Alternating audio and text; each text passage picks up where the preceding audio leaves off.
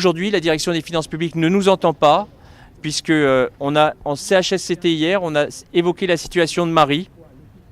Ils ont dit qu'ils étaient attentifs à ces situations humaines.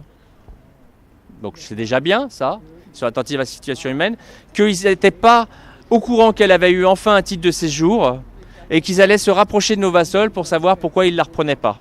Donc on remercie tous les soutiens. Depuis lundi, on manifeste à 16h30 pour Marie. Hein. Pour Marie, je ne sais pas si elle a autant entendu scander son nom dans la rue hier et avant-hier. On a commencé la grève lundi. J'ai eu le soutien de mes camarades du ménage. On a commencé à gréver. Et le soutien des CGT et du syndicat.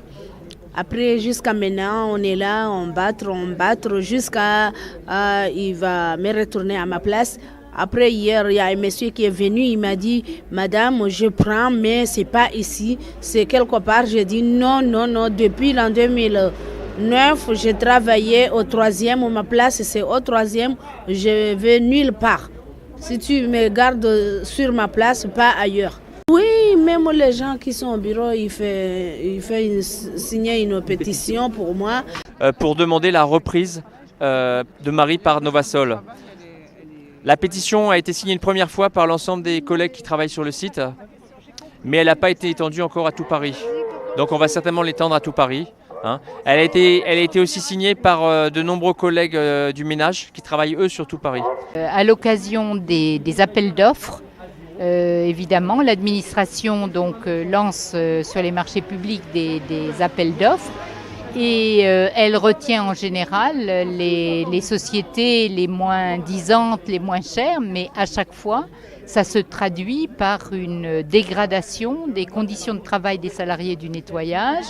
Les nouvelles sociétés essaient de se débarrasser de certains salariés, c'est ce à quoi on assiste ici sur le 11e arrondissement. Sur d'autres arrondissements, par exemple, on ne reconnaît pas l'ancienneté acquise par les salariés, où on a aussi des lettres de menaces envoyées par certaines de ces sociétés pour faire peur aux salariés, pour qu'ils ne défendent pas leurs droits et leurs acquis, alors que la convention collective, à travers ce qu'on appelle l'annexe 7, permet de garder dans les mêmes conditions les salariés qui étaient employés auparavant par l'ancienne société et qui doivent être repris par la nouvelle société avec les mêmes salaires, les mêmes heures.